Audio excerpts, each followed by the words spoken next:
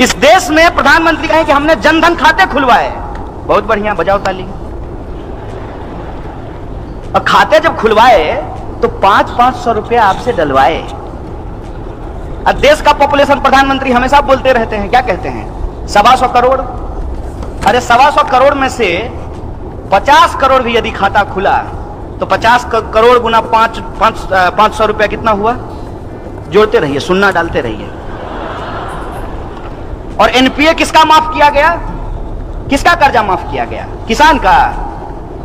किसका माफ किया गया? अंबानी जी का। कितना कर्जा माफ हुआ है सोच के बताइए। उसका फिगर आपको पता है? आपको घर में जितना कमरा होगा सब में भी रखिएगा तब भी जो है बाहर रह जाएगा। 3,16,500 करोड़ रुपया कर्जा माफ किया गया है। और 3 लाख रुपया मोदी जी किससे मांग रहे हैं? आरबीआई से। और नहीं दिया तो पटेल जी को क्या बोले? Okay tata bye bye sayonara. 3 lakh crore. और 3 लाख करोड़ का एक और रहस्य तिलिस्म है, उसको भी समझ लीजिए।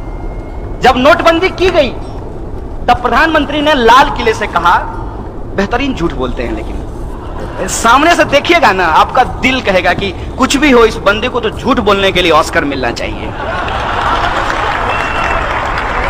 माइक पे खड़ा होकर के उन्होंने कहा कि नोटबंदी के बाद 3 लाख करोड़ रुपया काला धन वापस आया है। तो 3 लाख करोड़ अगर काला धन वापस आया है, लॉजिक लगाइएगा, हम मोदी जी का विरोध नहीं कर रहे हैं, अपना तर्क इस्तेमाल कीजिएगा। तो मेट्रो बनाने के लिए 1 लाख करोड़ जापान से कर्जा लेने की जरूरत है? सोचिए ना सर, सोचिए, समझ में आ जाएगा। अरे कोई जन्मजात मोदी विरोधी थोड़ी हम पैदा हुए थे, उनका विरोध करने में मजा थोड़ी आता है। It's bad job, it's not a good job. क्यों करना पड़ रहा है? इसलिए करना पड़ रहा है कि बाप दादे ने जो पेड़ लगाए थे उसका मजा हमने लिया। इस देश में यदि बाबा साहब भीमराव अंबेडकर का संविधान नहीं होता तो इस देश में पब्लिक एजुकेशन पे पैसा खर्च नहीं होता, और पब्लिक एजुकेशन के भीतर एक ही बेंच पे ब्राह्मण और दलित का बच्चा एक साथ बैठ करके पढ़ाई नहीं कर रहा होता। यह है संविधान की ताकत। यह संविधान किसी एक जाति, किसी एक धर्म के लिए नहीं है, यह संविधान इस देश के लिए है, और देश देश के लोगों से बनता है तो लोगों के हक और अधिकार के लिए है, न्याय और बराबरी के लिए है। ये जो संविधान की ताकत है, उससे जो हमने पढ़ाई की है, ये हमारी जिम्मेवारी है कि हम इसकी रक्षा करें। उसी प्रोसेस में आप ये देखिए, 1 लाख करोड़ रुपया कर्जा ये ले लिए हैं। नारा क्या लगा रहे हैं? Made in India. वाह गुरु जी, कहते हैं मेड इन इंडिया। नागपुर में मेट्रो बन रहा है, कंपनी का नाम पढ़े हैं? कहां की कंपनी है? चाइना की है। आप सब लोग देशद्रोही हैं। कहां की कंपनी है? अभी आप सब लोग भी चाइना बोल रहे हैं। आप जी न्यूज क्यों नहीं देखते हैं? आप लोग जी न्यूज देखा कीजिए। यह है मेक इन इंडिया। क्या इस देश की किसी कंपनी के पास इतना स्किल नहीं था क्या? क्योंकि एक नारा है ना, स्किल इंडिया। तो क्या इस इंडिया में इतना स्किल नहीं था कि नागपुर का मेट्रो वो बना सके?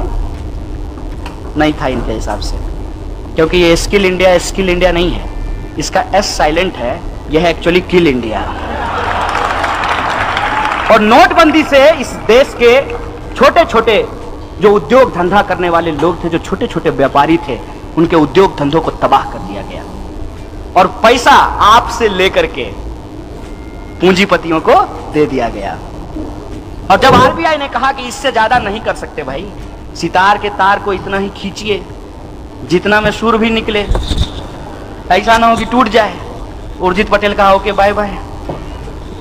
यह है इस देश के इंस्टीट्यूशन की हालत। एक एक इंस्टीट्यूट को आप उठा करके देख लीजिए। आप चुनाव आयोग को देख लीजिए, आप सीबीआई को देख लीजिए, आप आरबीआई को देख लीजिए, और आप पब्लिक सेक्टर यूनिट जो है उसकी स्थिति देख लीजिए। हर पब्लिक सेक्टर यूनिट को कहा गया कि आपको शौचालय बनवाने हैं, लेकिन शौचालय बनाएगा कौन? आरएसएस के 600 संगठन हैं, 600, और किसी को ठेका नहीं देना है। किसको देना है? यदा सदा वत्सल्य, सुबह सुबह जो जाकर के करेंगे उसको ही ठेका देना है। और वो क्या किया? वो सुबह में बाथरूम बनाया, शाम में लेकर के घर गया। पूछना बंद कर दिए हैं कि 15 लाख हमारे खाते में आया कि नहीं आया। हम तो सिर्फ ये सरकार से जानना चाहते हैं कि जो बाथरूम आपने बनवाया उसमें पानी आता है कि नहीं आता है। जब लोगों को जोर से आ जाए तो पानी मिलेगा कि नहीं मिलेगा, हम तो ये पूछना चाहते हैं। किसी चीज का कोई हिसाब नहीं है। और भावनात्मक बातें, जैसे गांधी जी का चश्मा स्वच्छ भारत के पोस्टर पे लगा दिया, ऐसा लगता है कि गांधी से कोई उसका चश्मा छीन करके सावरकर के सर पे लगा दिया होगा। मैं कैसे महसूस करते होंगे आप कल्पना कीजिए। थोड़ा जो अपना इमेजिनेशन पावर है उसको देखिए कि सामने में एक बैनर हो जिसपे एक तरफ गांधी हो और दूसरी तरफ मोदी हो, तो गांधी जी को कैसा महसूस कर लगता होगा, अरे यार कहां फंस गए। इससे अच्छा तो राष्ट्रपिता नहीं होते। माने जो लोग मार करके मिठाई बांटी और उस हत्या को वध बताया, वध। अगर मैं गलत बोल रहा हूं तो मुझे बताइएगा।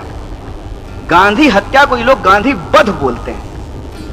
वही लोग सत्ता में आकर के कितना बेहतरीन एक्टिंग करते हैं मोदी जी, समझिए।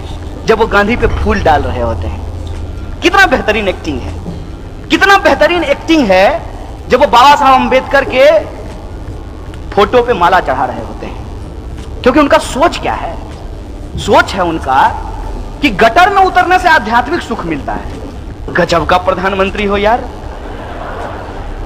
तो उनका एक वीडियो आया था, योगा कर रहे थे, मन किया कि पूछना कि गटर में कब उतरिएगा आध्यात्मिक सुख के लिए। कर्मयोगी नाम का एक पुस्तक लिखे जिसमें बोले कि गटर में उतरने से आध्यात्मिक सुख मिलता है। और उससे भी ज्यादा हमारे यहां बिहार में एक शब्द कहते हैं, ढीठ। ढीठ ढीठ कहने का मतलब यह है कि आप कुछ भी कहिए, दोनों कान का इस्तेमाल करेंगे, एक से सुनेंगे दूसरे से निकालेंगे और मुंह से मन की बात करते रहेंगे, जनता कहीं भी जाए। प्रधानमंत्री कहते हैं कि गटर के गैस से चाय बनाई जा सकती है। उनको गटर का गैस दिख जाता है। आपको गैस दिखा है? आप घर में एलपीजी यूज करते हैं ना, तो एलपीजी जो होता है उसमें स्मेल नहीं होता है ओरिजिनली, तो उसमें एक स्मेल मिलाया जाता है ताकि जब लीकेज हो तो लोगों को पता चल जाए कि गैस लीक हो रहा है। प्रधानमंत्री के पास अद्भुत कला है कि गैस भी देख लेते हैं। आंख है कि एक्सरे मशीन है, आप देख लीजिए। ऐसे ही थोड़ी उनको अवतार साबित किया गया है। तो बोले कि एक जब हम जा रहे थे तो गैस से जो है हमने देखा कि लोग चाय बना रहे हैं। अब इसको कोई भी कह देगा कि झूठ है। खुद प्रधानमंत्री के बगल में जब वो भाषण दे रहे होते हैं तो एक आदमी खड़ा होता है एसपीजी का, ऐसे करके, तो वो कहता होगा कितना बड़ा झूठा है यार। क्योंकि वो दिन रात उनके साथ रहता है। अरे अभी तो आए थे रास्ते में, कहां कोई जो है नाली के गैस से चाय बना रहा था, कितना झूठ बोलता है यार। तो बोले कि गैस से चाय बनती है। अब देखिए एक बड़ी मार्मिक बात है यहां पे कि गैस से चाय बनती है, ना दिखने वाली गैस आपको दिख जाती है, लेकिन उस गैस से इंसान मरते हैं ये आपको नहीं दिखता है। हर दिन आप अखबार उठा करके देख लीजिए, इस देश के किसी ना किसी कोने में जो मैनुअल स्कैवेंजिंग करने वाले लोग हैं, गटर में उतरने के चलते उनकी मौत हो जाती है। 9,000 करोड़ रुपया लेकर के एक पूंजी